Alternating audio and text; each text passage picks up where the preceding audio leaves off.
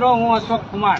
આજે જે નરેશભાઈ વાળા લડાઈ લડે છે દોઢ મહિનાથી, કે મિત્રો મારે એટલું જ કહેવાનું છે કે જે 1.5 મહિનાની મેટર હતી અને જે સમાધાન થઈ ગયું હતું, બધું પતી ગયું હતું, એસટી તંત્રનું સામે કેસ થયા, બધું પતી ગયું હતું, તો પણ મિત્રો 1.5 મહિના પછી 22 વ્યક્તિની બદલી કરવાનું કારણ શું છે?